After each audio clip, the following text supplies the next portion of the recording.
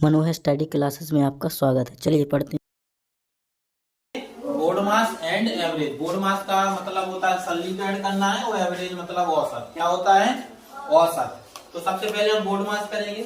जैसे हम एक बोर्ड मास देते हैं, सबसे पहले क्या चाहिए? बोर्ड मास का क्या आना चाहिए? आपको फुल फॉर्म आना चाहिए। क्या आना चाहिए?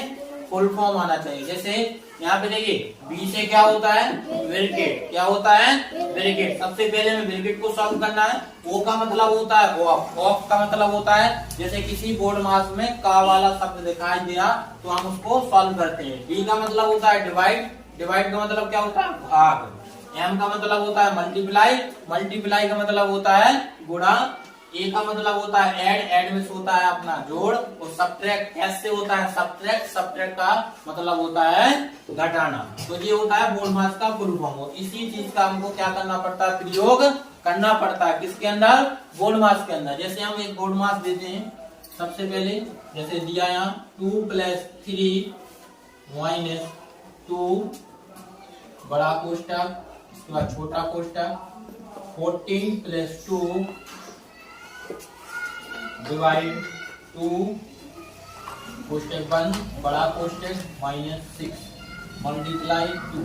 ये दिया, कितना दिया? मल्टीप्लाई 2। ये आपका बोर्ड मास है। अब हम इसको बोलेंगे कि सॉल्व करके दिखाइए। क्या करना है? सॉल्व करके दिखाइए। तो किस तरीके से करना है? सबसे पहले हम क्या पढ़े हैं बोर्ड मास का फुल फॉर्म में? तो पहले में ब्रैकेट को सॉल्व करना है। तो हम 2 + 3 - 2 जाएंगे, जैसा कर रखा है वैसे लिखेंगे। इसके बाद बड़ा वाला कोष्टक लगाएंगे। 40 + 2 कितना हो जाएगा? 42 डिवाइड 2 बड़ा वाला कोष्टक लगाएंगे -6 मल्टीप्लाई 2। इसके बाद करेंगे 2 + 3 - 2, इसका डिवाइड करेंगे तो इसका यहाँ कुछ नहीं होता तो मल्टीप्लाई का चिन्ह हो जाता है। 2 का डिवाइड जब हम 2 का डिवाइड किससे देते हैं? 42 में देंगे तो कितना आ जाएगा? 6 बार -6 मल्टीप्लाई 2। अब हम क्या करेंगे? 2 + 3 - 2 मल्टीप्लाई 6 -6 मल्टीप्लाई 2। इसका मल्टीप्लाई करना है, ठीक है ना? क्या करेंगे? हम मल्टीप्लाई करेंगे सबसे पहले।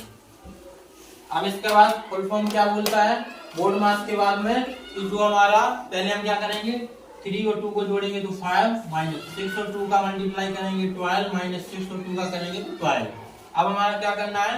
जो माइनस माइनस संख्या रहेगी तो ये जुड़ जाएगी तो कितना हो जाएगा? 70 - 12। तो कितना बचेगा आंसर? 5। क्या बचेगा मन? 5 बचेगा। कितना बचेगा? 5। तो इस तरीके से आपको कर लेना है। हो जाएगा ना? कोई डाउट? गुड। तो इस तरीके से आप बोर्ड मास कर सकते हैं। इसके बाद में हम पढ़ेंगे अब औसत। क्या पढ़ेंगे? औसत। औसत का मतलब होता है एवरेज। इंग्लिश में क्या बोलते हैं औसत को? एवरेज। जैसे हमने पहला औसत दिया 3, 4, 2, 3, उसके बाद 2, 4, 6। इस तरीके से हमने कई अंक लिख दिए। समझ में आए ना? कम भी हो सकते हैं और ज्यादा भी हम बोल सकते हैं। तो हमें इसको कुछ नहीं करना है। सबसे पहले लिखेंगे हम सॉल्व। सभी जितनी संख्याएं दी सबको क्या कर देना है? जोड़ देना है। जैसे 3 + 4 हो जाएगा 2 हो जाएगा, उसके बाद +3 हो जाएगा, फिर 2 हो जाएगा, +4 +6 अपन। नीचे हमें क्या करना है? जितनी संख्याएं आपको हमने एवरेज में दी हैं उतनी संख्या का आपको क्या कर देना? डिवाइड कर देना। जैसे कितनी संख्याएं दी थी? 1 2 3 4 5 6 7। तो हम 7 से क्या लगाएंगे? डिवाइड करेंगे। क्या लगाएंगे? डिवाइड यानी भाग देंगे। तो अब इसको जोड़िए। 3 और 4 वो कितना होगा? 7। 7 और 2 कितना होगा? 9। 9 में 3 ऐड कर देंगे तो कितना होगा? 12। 12 में 2 करेंगे तो 14। 14 में 4 ऐड कर देंगे तो कितना हो जाएगा? 18। और 18 में हम 6 जोड़ देंगे तो हो जाएगा 24। कितना हो जाएगा? 24। और 7 से हम क्या लगाएंगे? इसमें डिवाइड करेंगे। 7 से क्या करेंगे हम? डिवाइड। तो 7 का यहाँ डिवाइड कर दो तो कितना हो जाएगा? 7 3 हो जाएगा 21। यहाँ 3 बचेगा कुछ नहीं। इसके बाद में जब हम यहाँ 0 बढ़ाते हैं तो दशमलव लग जाएगा। तो 7 इसके बाद में 7 का टेबल ऐसे पढ़ना है 30 से ज्यादा नहीं हो जाए। तो कितना हो जाएगा? 7 4 जा 28। तो यहाँ 2 आ जाएगा। एक कैरी रहेगा तो यहाँ जुड़ के तो यहाँ पे कुछ नहीं बचेगा, यहाँ फिर 2 बचेगा। यानी पूरा आंसर जो रहेगा वो रहेगा आपका 3.4। कितना रहेगा? 3.4। इस तरीके से आपका एवरेज निकल के आ गया। समझ में है ना?